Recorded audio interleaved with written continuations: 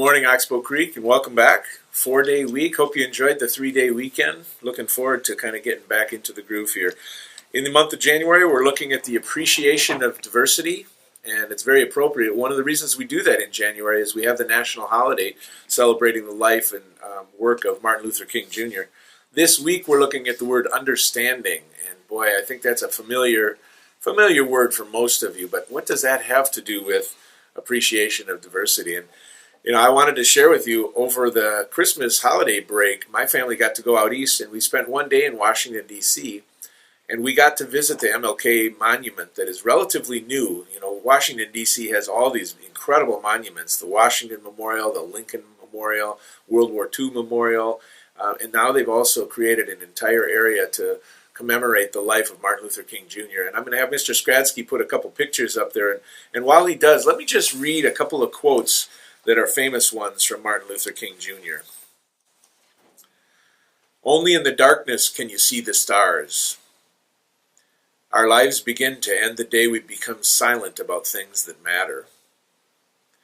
Intelligence plus character, that is the goal of true education.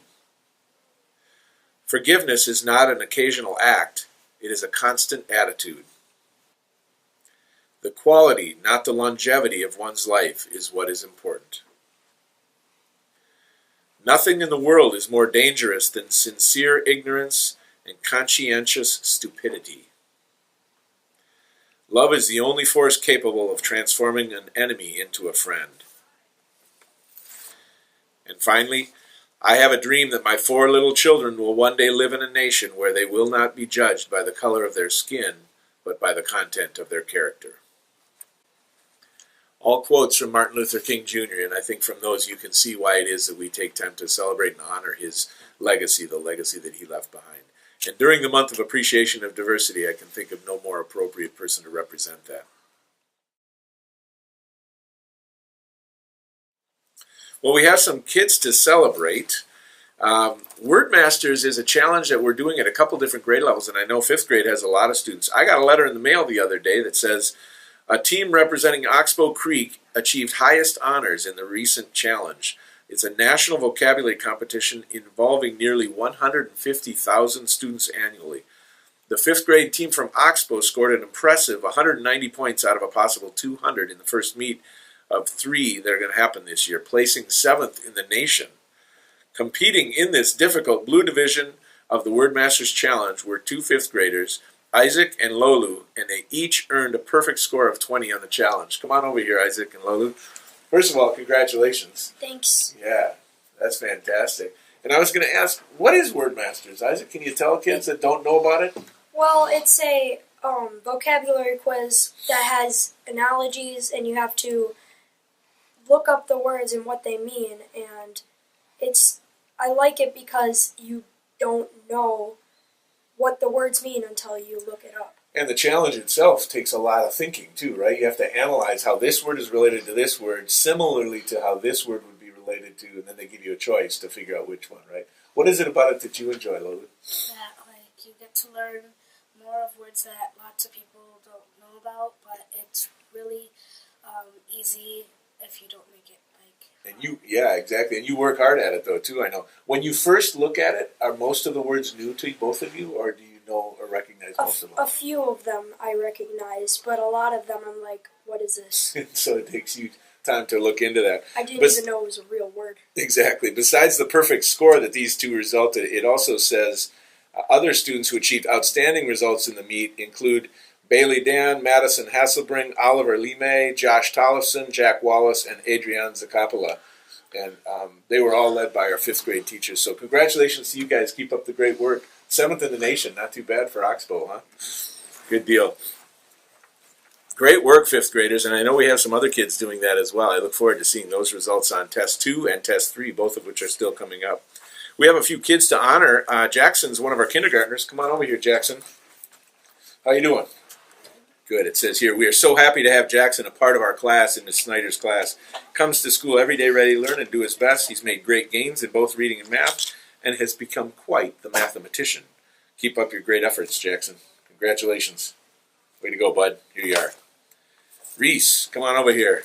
Reese is one of our fourth graders, and it says here, Reese uses compassion and understanding when working with her classmates.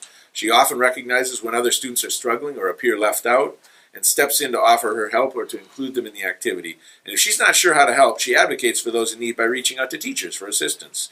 Reese doesn't let differences in ability, appearance, or opinion stop her from making sure all of her classmates are included and appreciated. How perfect for the month of January. Way to go, Reese. Keep it up. And Drew, come on over here, one of our fifth grade leaders. Drew's willing to work with all students in our class. He's kind to everyone. He doesn't talk about other people unless he has something nice to say. He appreciates and accepts all different people. Congratulations. Keep up the great work. Thank you. My mom used to say that. If you don't have anything nice to say, don't say anything at all. Right. Thanks, Drew. I wanted to show you guys, we just got delivered our new Life Touch poster for the 2016-17 school year.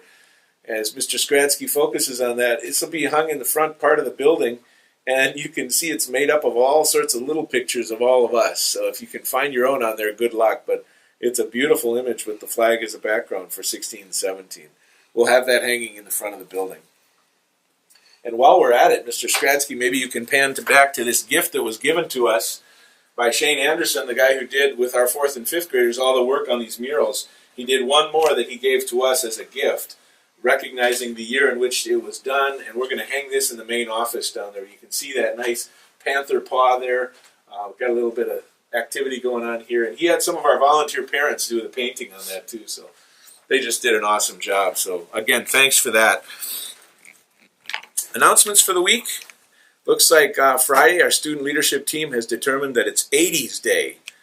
And that's kind of weird to someone as old as me because the 80s seem like they were just yesterday, but apparently it was quite a while ago. So dress as well as you can to look like you came from the 80s. Posters, those of you who are doing the poster contest, those are due here on the 25th of January. And if you haven't picked up and want to participate in the school bus safety poster contest, we have those directions and the sheets down here in the office. We're wrapping up our box tops effort in January here. Thanks for all of you who have contributed. I think it's looking pretty good. We're going to make a couple $1,000s for sure. Looking forward to that. If you have any more, they'll bring them in. And let's end our announcements with the jokes. You guys come on over here and join me. I think I have a couple of good ones. This is from Reese and Hayden from 3ER. They say, what do you get when you cross an apple and a Christmas tree? Well, you get a pineapple. I don't know if that's what you get into that, but that's what they tell me. Angel from 3CA, how can you tell when a mummy has a cold? Well, she starts coughing. I like that. And you have to know how to spell coffin in that one, don't you?